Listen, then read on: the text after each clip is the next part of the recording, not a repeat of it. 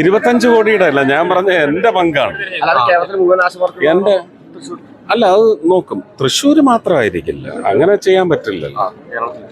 അത് നോക്കും. ഞാൻ ഈ പറഞ്ഞ എൻ്റെ വരുമാനത്തിന്റെ ഒരു ഇതനുസരിച്ച് എന്തായാലും 50, 60, 70 ഉറപ്പാണ്.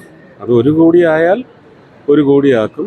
എനിക്ക് തോന്നുന്നു ഒരുപാട് പേര് അതിനകത്ത് വന്ന് പങ്കുചേരും. അവര് മുടിമുറിച്ചുള്ള സമരത്തിലേക്ക് പോവാണെന്ന് പറയുന്നത്. അതിൽ പിന്മാറണമെന്നല്ല, അത് ഞാൻ അവരെ ഇപ്പൊ കാണും. ട്രിവാൻഡ്രത്ത് ചെന്നിട്ട് ഞാൻ അവരെ കാണും, സംസാരിക്കും. അങ്ങനെയുള്ള കാര്യം. അതുപോലെ തന്നെ ഈ എമ്പുരാൻ സിനിമ ഗംഭീരമായിട്ട് നടക്കും. നിങ്ങൾ ചർച്ചയാക്കിക്കോളൂ. ഞാൻ എപ്പോഴും പറയാറില്ല, അത് എന്നെ കൊണ്ട് വീണ്ടും എന്നെ കൊണ്ട് ആ വാക്ക് ഉപയോഗിപ്പിക്കരുത്. ഗംഭീരമായിട്ട് നടക്കും. ഇതൊക്കെ അതിന് മുമ്പുള്ള ചില തരികിട പരിപാടികൾ മാത്രമാണ്, വേറൊന്നുമില്ല. രാജേഷിനെയും ഗിരീഷിനെയും കേന്ദ്രമന്ത്രിയുടെ മുമ്പിൽ കൊണ്ടുചെന്ന് ഇരുത്തി കൊടുത്തിട്ടുണ്ട്. 2 മണിക്കൂറാണ് ചർച്ച ചെയ്തത്. കാര്യങ്ങളെല്ലാം അവരെ പറഞ്ഞ് മനസ്സിലാക്കിയിട്ടുണ്ട്. അത് കഴിഞ്ഞ് പിറ്റേ ദിവസം ഒരു ഫുൾ ഡേ ഓരോ വകുപ്പിനെയും വിളിച്ചിരുത്തിയാണ് ചർച്ചകൾ അവർ നടത്തിയിട്ടുണ്ട്. ഞാൻ കേരളത്തിലേക്ക് പോകും. എല്ലാ കാര്യങ്ങളും അവരെ പറഞ്ഞ് മനസ്സിലാക്കിയിട്ടുണ്ട്. അവർക്ക് ഇതിനകത്ത് ഒരു കേന്ദ്ര നിയമം മാറ്റുന്നത് ഇന്ത്യയിലെ മുഴുവൻ പ്രദേശങ്ങളിലെയും അപകടങ്ങൾ, നമ്മുടെ ഇവിടുത്തെ തന്നെ കുറ്റിങ്ങൽ വെടിക്കെട്ട് അപകടത്തിന്റെ പശ്ചാത്തലത്തിലാണ് ഇത് നടന്നത്. ഇത് 2019 മുതൽ പ്രഖ്യാപിക്കപ്പെടേണ്ടതാണ്. പക്ഷേ ആ കോവിഡും കാര്യങ്ങളും എല്ലാം വന്ന് വീണ്ടും ജനനിബിഡത പല പ്രദേശങ്ങളിലും ഉത്സവങ്ങളിൽ വരുന്നു. ഇത് മാറ്റാൻ വേണ്ടിയുള്ള അല്ലെങ്കിൽ ഒന്ന് പുനഃക്രമീകരിക്കാനുള്ള നീക്കം നടത്തിക്കൊണ്ടിരിക്കുമ്പോഴാണ് കണ്ണൂർ കൊണ്ടുവച്ച് പൊട്ടിച്ചു കൊടുത്തത്.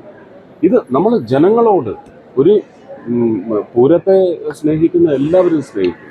പക്ഷെ അപകടങ്ങൾ നിയന്ത്രിക്കുന്നതിന് ഉത്തരവാദപ്പെട്ട ബോഡീസ്, അത് ഉദ്യോഗസ്ഥരായാലും ശരി തന്നെ, അവർക്ക് നിയമത്തിന്റെ രൂപത്തിൽ നിർദ്ദേശം നൽകുന്ന സർക്കാരായാലും ശരി തന്നെ ചെയ്യേണ്ട കാര്യങ്ങൾ ചെയ്തില്ലെങ്കിൽ ഈ ജനങ്ങൾ ആരോടായത് ചോദിക്കുക? കോടതികൾ ആരോടാ ചോദിക്കുക? ഇങ്ങനൊരു കാര്യമുണ്ട്. നമുക്ക് വേലയ്ക്ക് പെർമിഷൻ എടുക്കുന്നതിന് ഞാനും കൂടെ അവരുടെ കൂടെ നിന്നിട്ടാ. അവരൊന്നും അത് പറയത്തില്ല, കാരണം രാഷ്ട്രീയ വളർച്ചയായിട്ടുണ്ട്.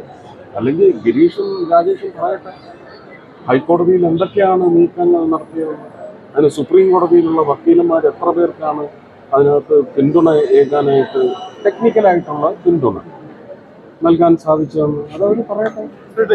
ചില രാഷ്ട്രീയ സൗകര്യങ്ങൾക്ക് വേണ്ടി പലതും മറച്ചു പിടിക്കരുത്. അപ്പോ നല്ല കാര്യങ്ങൾ സംസാരിക്കും. മാഗസിൻ എന്താണെന്നുള്ള ഡിസ്ക്രിപ്ഷൻ കോടതി ചോദിച്ചിട്ടുണ്ട്. അതിനെക്കുറിച്ച് അവർ പറഞ്ഞ കോടതി എന്താ പറഞ്ഞിരിക്കുന്നത്? കോടതിയുടെ ഒരു സ്ക്രിപ്റ്റ് നിങ്ങളെടുത്ത് അവരെടുത്തുനിന്ന് തരാൻ പറ. ഇതെന്താ അവർ കാണിക്കാഞ്ഞ്? The notification contains substances which are unreasonable and unacceptable എന്ന് ഹൈക്കോടതി പറഞ്ഞിട്ടുണ്ടോ എന്ന് നോക്ക്. ഹൈക്കോടതിക്ക് ബുദ്ധിയുണ്ട്. ആ ബുദ്ധിപരമായി പറഞ്ഞ കാര്യങ്ങൾ പ്രചരിപ്പിക്കാൻ ശ്രമിക്കും. അതാണ് നമുക്കിത് സുഗമമായി നടത്താൻ വേണ്ടിയാണ് നിൽക്കുന്നത് സർ. അത് നമ്മളല്ല, നാട്ടുകാർ നിൽപ്പുണ്ട്, അവർ നടത്തിക്കോളും. Thank you.